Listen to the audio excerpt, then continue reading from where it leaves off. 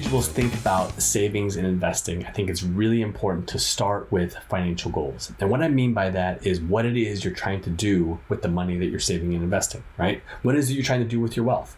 And all too often we lose sight of this, right? We fall into this place, and I'm talking about people of all ages do this, where we are just saving to accumulate as much as possible, or investing to grow our wealth into as much as possible, without ever really thinking about what it is that we can achieve with that, right? What it is that financial security allows us to do. So I think that the place to start and the first action anyone should be taking when they think about how they are saving or how they're investing is to actually think about what it is they eventually want to do with their money, right? And it's going to be different for everyone, but I think it's really important to write it down on a regular basis, look at it, revisit it periodically, so whether that's every 6 months or once a year, but take the time to look at those financial goals and make sure that they're still your goals, right? So that you can save and invest in a way that's going to give you the best odds of achieving them.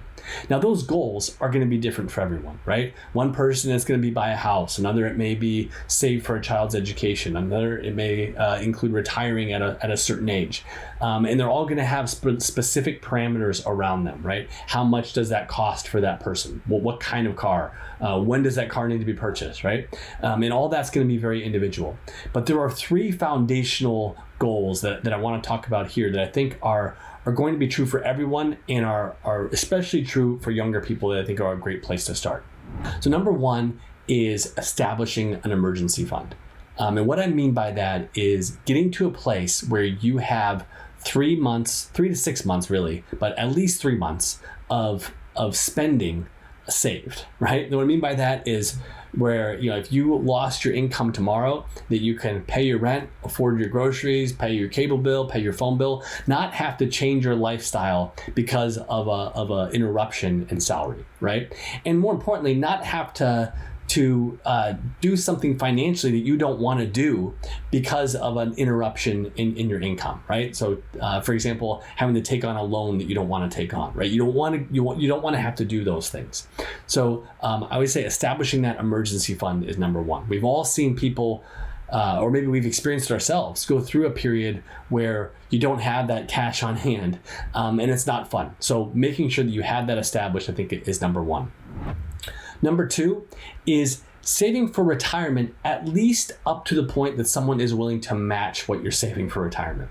So often companies offer a match. If you save to a 401k, they'll match a certain percentage of what you save.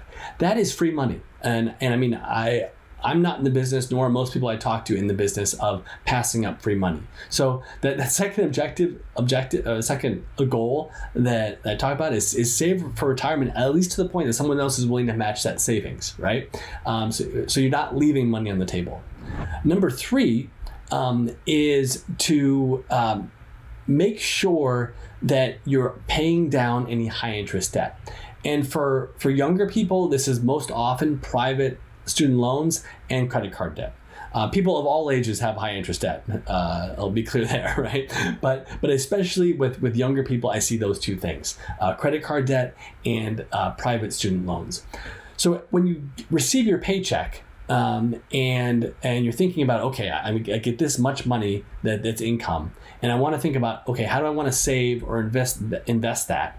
Starting with those 3 things, I think is really helpful. So putting aside some funds towards emergency fund, so towards an emergency savings account.